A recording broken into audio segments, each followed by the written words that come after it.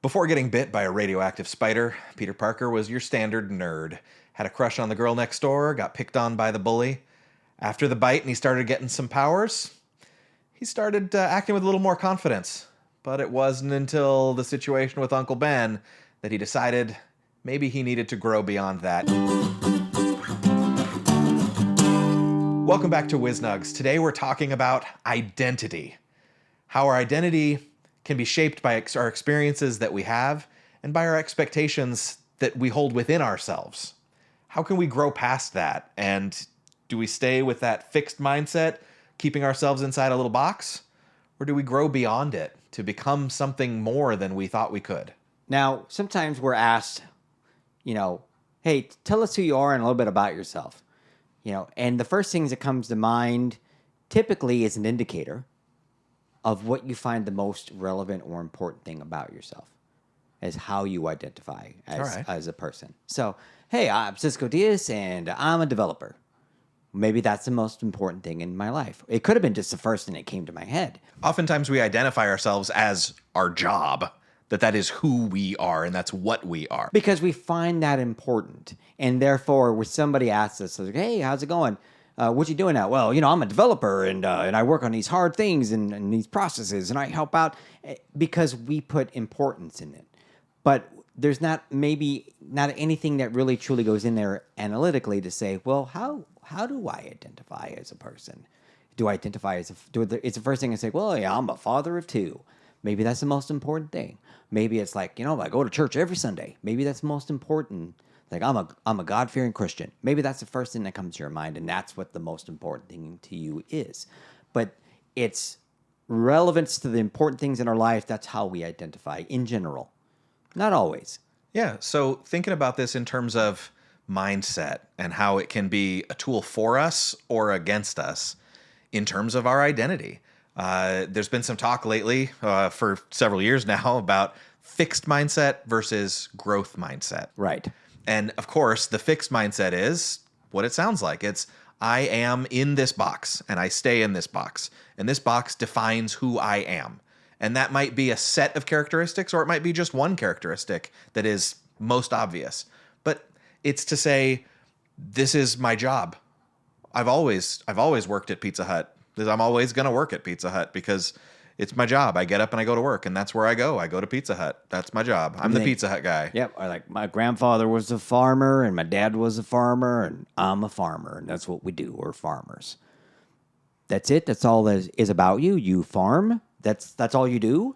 Or if 80s movies have taught us anything, it's the jocks and the nerds and the socialites, and that's it. And you belong to one of those cliques, and that's it. And that's your only defining characteristic. In anime, in the type of anime that I particularly watch, it's called shonen. It's a type of anime. And a lot of these side characters, these supporting characters, are one-note characters. They have one trait. And it's almost like the Seven Dwarves, where they have a trait that's what they are, and their physical characteristics emphasize these traits, right? If somebody's lazy, then they're just sleepy-faced the entire time, and they have the little bit of drool coming out of the corner of their mouth. If they're hungry all the time, then they're overweight, and they're always looking for food. And some of them are cute, and some of them, you give it the attention that it deserves. But some of these characteristics just drive you up a wall. Sure, and in terms of storytelling, that can be to reduce the mental load necessary to process the story and what's going on, because we're going to focus on the main protagonist. So all these side characters don't really matter. They're just set dressing. Right, but I bring it up to emphasize that we are more than just one-note characters, right? We have multiple attributes and things in our lives that describe us. So it might be hard to say, I'm just a this, and not taking into account all the other things that make you you. I'm reminded of sophomore year of high school, my geometry class. I remember going in every morning and just waiting to see the cheerleader who sat a couple of rows over, and I didn't know her name. She was just the fourth period goddess. And that was every time I'd go into... Official title, I'm assuming. Yes, this is how I referred to her to my friends, was like, oh my goodness, geometry class is so hard to concentrate because there's this girl that I worship her from afar.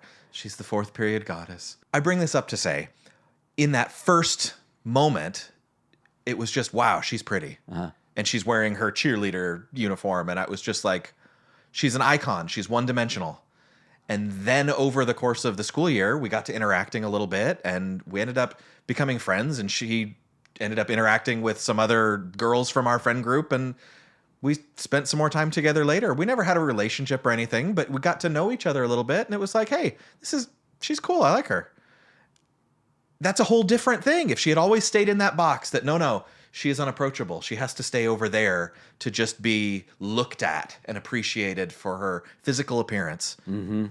That's one-dimensional. To be able to grow through that and past that, that was, for me, putting that onto her externally. Right. But how often do we do that to ourselves, where we take someone else's point of view of us?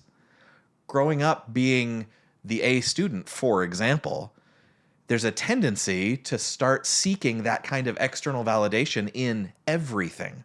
Right. That if I'm always searching for how can I get the A in this situation, what is it going to take to get straight A's here? What's the equivalent of that now that I'm not in school? And always seeking that validation. I think about it in the terms of being the class clown. If you've always been the guy that makes everybody laugh and everybody comes to you because they want to feel good and be happy and, oh, I'm going to go talk to Cisco because he's so funny and silly all the time. Well, you can't always be that way. Sometimes you have stuff that happens in your life that you just can't be the jokey, silly guy.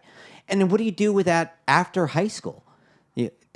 Well, maybe you become a comedian. Maybe. But maybe you have to face reality and realize that, hey, I got to have some goals and aspirations in my life, and I just can't be that person anymore. I'm not that one-note character. If you limit yourself by experiences that you have had in the past, Mm-hmm. and say that, therefore, I can't be anything more than that. To say, I didn't do well in math, therefore, I'm not good at math. I can't do that. It's a limitation. Right. Maybe you just didn't learn the technique that would work for you. Maybe the class went too fast. I don't know. Yeah, it could have been the way that the information was presented, right? There's been multiple times in my career where I've talked to other developers and they had a question about a particular thing and they just couldn't get around it. And I'm like, okay, I will sit down, see what your problem is. Oh, well, did you think about trying this? I wasn't even aware that that was a thing. Yeah, here, let me show you how to do it. And go through the exercise, show them how to do the thing, tell them why it works that way, and then they go through it. Now, that didn't mean that they were a dummy or incapable of learning something. It's just something they didn't deal with before. But maybe it had never been presented itself in a particular way, right? But this now allowed them to escape the confines of my understanding and grow. Now, it's still in a particular aspect, but if we take that into consideration, that you can, even within a certain realm of your self-identity, still grow within that and go beyond your limitations. Yeah, I think this is an interesting kind of point where, as people, we're capable of holding two separate ideas in our heads at the same time. Yeah. That can be in opposition to each other sometimes, but also both be true. For example, you can say, I want to improve. I want to be better. I want to have my situation be more than it is right now. But in that same moment, you can also say, who I am right now is good enough. I don't need to be better than I am right now in order to have value as a human being. You can hold both these things together, and when you've got to that spot, that's a really cool place to be, because then your options are open and you're okay with yourself. And I think that's kind of what Peter Parker did, right? Peter Parker had a moment where he got a little bit caught up in his own self, in his own head. And then the incident happens. R.I.P. Uncle Ben. That's right. And then he makes a realization. It's like, look, I still got to be who I am. I need to be true to myself, and that's okay. It's okay for me to be Peter Parker. It's okay. But now I have other abilities that I can do, and I can use that to accentuate the person that I am now currently and the person that I want to become. So there are a couple of words that we can use to help remind ourselves to keep the growth mindset going. Okay. And those words are so far and yet. Okay. You can say, I've never done that Yet. yet. Or, well, this is who I am so far. Right. That we don't have to be limited by our situation, by who we've been before, to be able to grow into a better version of ourselves. Right. So if we take the other end of it, using a word that we shouldn't use, and that's I'll never be. Right. I could never be. And that's because we've put a mental block in ourselves that says, no, I can't see myself being this. Therefore, it isn't possible because we can't see it. We've talked about this before. We have to be a little bit cognizant of that and say, no, I'm not there yet, but I will be at some point in time. Why? Because this is where I want to go. Or I can be. And these are the steps that I need to take to get there. And I think in most cases, when we're talking about identity and how we identify as ourselves, anything is possible. There might be physical limitations, and this is something we talked about before. Maybe you can't be the astronaut. Maybe you can't be the Olympic gold medal winner, right? Depending. It all depends. If you're my age, 50-year-old guy with back problems, I probably am not going to beat Michael Phelps in a swimming competition. But that's okay. But if I enjoy swimming and I want to get better at it and I want to become a competitive swimmer, I can take lessons, I can practice. And even in my situation, I could enter a competition or a league or something for this thing and work on it. Yep. And I could still be better at it, and I can still pursue it and enjoy it, and enjoy the pursuit, enjoy the growth, enjoying becoming something that I never thought I could be this. But I took the never part out. It says, I'm not that person yet, but I will be a competitive swimmer at some point in time. To what level? I don't know. So it's important to note, even if we don't necessarily have a trait that we identify as currently or as part of our identity of who we think we are, that's not saying that you can't grow and become that thing as well. So try to remember that the things that you are currently is not the cage that will restrain you from going out and seeking to become something else. The point being is that in order for me to be able to move on to being something that I'm not, I have to forget everything that I am. And I think that's a bad lesson, right? I think that's demonstrably false, that we may have to jettison some aspects of ourselves in order to move forward. Sure. Especially the ones that say, I'm not good enough. Yeah. And know that it's okay to have your identity that you are now and the traits that define you now and still become something different. That's possible. You're not in a box as we phrased and limited to whatever fits into the box. Add to it.